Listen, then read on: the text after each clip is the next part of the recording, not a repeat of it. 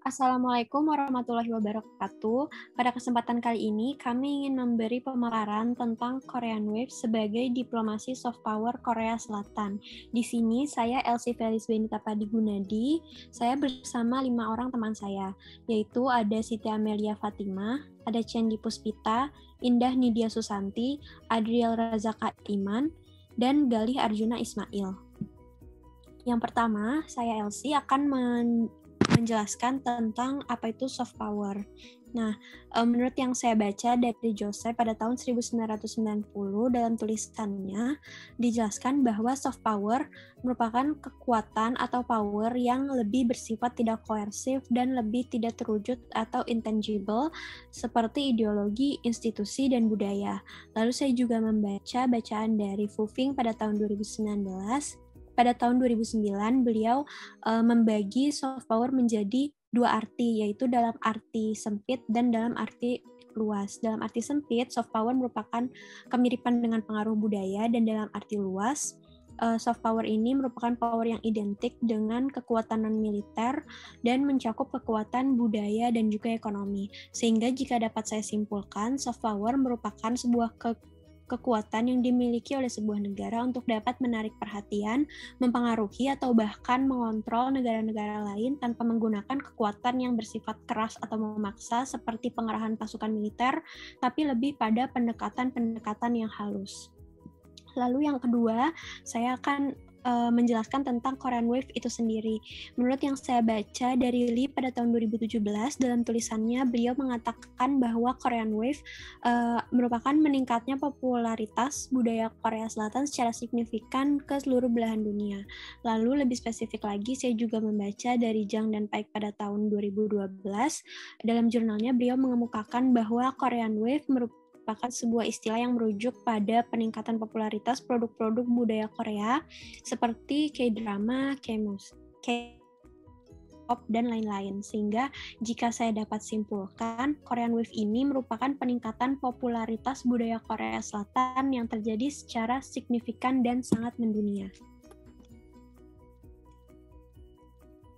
Saya Galih Arjuna akan menjelaskan tentang kekuatan Korean Wave. Jadi di bagian ini akan fokus ke Korea Selatan melihat manfaat yang didapatkan dari Korean Wave. Pertama, Korea melihat terkenalnya Korean Wave akan mendapatkan keuntungan ekonomi melalui ekspor tayangan ke seluruh dunia, ekspor produk Korea, dan pariwisata Korea yang dikenal oleh dunia. Kedua, Korean Wave menggambarkan citra Korea yang baru yang positif karena masyarakat dunia, terutama dunia barat, melihat Korea adalah negara bekas perang di Korean War dan sebagai negara yang miskin. Selain itu, hal ini juga akan membedakan Korea Selatan dan Korea Utara seperti drama di foto di samping yang berjudul Crash Landing on You. Drama Crash Landing on You memperlihatkan perbedaan Korea Selatan yang maju dan Korea Utara yang masih tradisional. Yang ketiga, Korean Wave dapat meningkatkan kekuatan politik Korea di dunia karena Korea ingin menyeimbangkan kekuatan ekonomi dan militernya atau hard power dan ditambah dengan kekuatan soft power dari Korean Wave. Oleh karena itu, Korean Wave diharapkan dapat meningkatkan reputasi Korea Selatan sebagai negara yang kuat di dunia. Seperti yang dikatakan Nick Desideri dalam jurnalnya pada tahun 2013, South Korea is on a path to recognizing its soft power as a both reputational, representational, and regional force.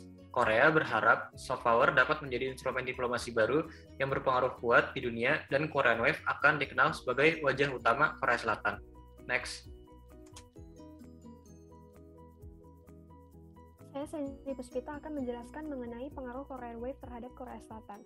Nah, pertama, Korean Wave itu mengubah stereotip dan citra negatif dari Korea Selatan di kancah internasional. Seperti yang telah disebut oleh Galih, citra Korea Selatan itu biasanya dihubungkan dengan fenomena negatif seperti perang Korea, kemiskinan, ketidakstabilan politik yang sekarang telah berubah karena adanya penggambaran yang positif tentang Korea di Hallyu. Kedua, meningkatkan perekonomian Korea Selatan dengan adanya penampilan K-pop dan film di seluruh Asia. Dengan adanya kedekatan kultural dengan negara di Asia, perusahaan entertainment di Korea Selatan dapat memiliki nilai produksi yang lebih tinggi dan menjadi negara ke-12 ekonomi terbesar di dunia.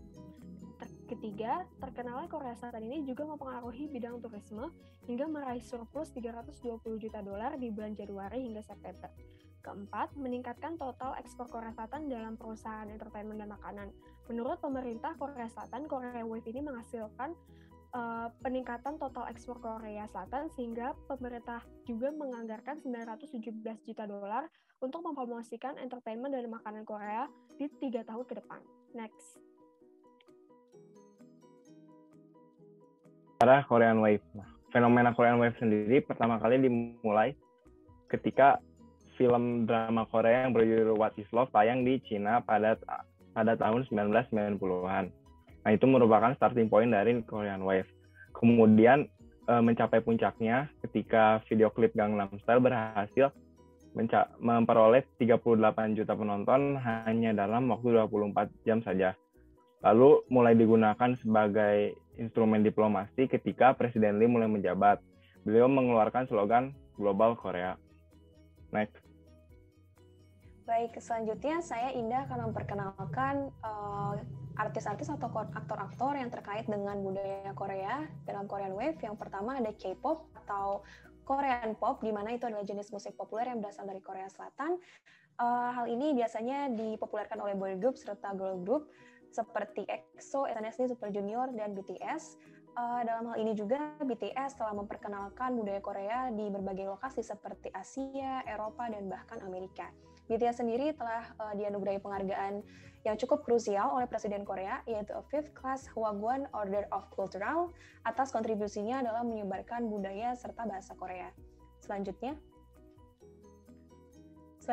untuk K-drama juga. K-drama itu adalah Korean drama yang merupakan salah satu cara Korea Selatan dalam memperkenalkan budaya serta kehidupan Korea Selatan. Contohnya itu ada 2 Korean drama yang cukup populer, yaitu Winter Sonata yang merupakan salah satu drama Korea yang menjadi gerbang awal Korean culture masuk ke Jepang, serta Full House yang membawa awal Korean culture masuk ke 9 negara, seperti Vietnam dan juga Indonesia. Selanjutnya ada pula peran dari Korea Selatan dalam internasionalisasi Korean Wave. Yang pertama ada Departemen Korea Creative Consent Agency atau KOCCA dalam Ministry of Culture, Sports and Tourism untuk produksi konten-konten kebudayaan Korea Selatan. Kemudian ada modernisasi dan liberalisasi media Korea Selatan seperti Channel M dan lain sebagainya yang ada di berbagai negara. Dan yang terakhir adanya festival internasional yang diikuti oleh banyak perwakilan negara-negara lain seperti contohnya Busan International Film Festival. Selanjutnya. Saya Siti Amelia dan saya akan menjabarkan mengenai Korean Wave di mata dunia. Pertama, Korean Wave atau Hallyu ini pertama kali populer di Asia Timur, terutama di China, Taiwan, dan Jepang pada akhir tahun 1990.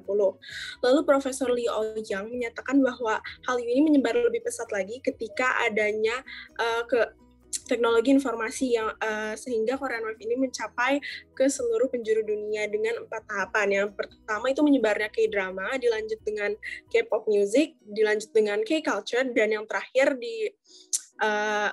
yang terakhir penyebaran K-style.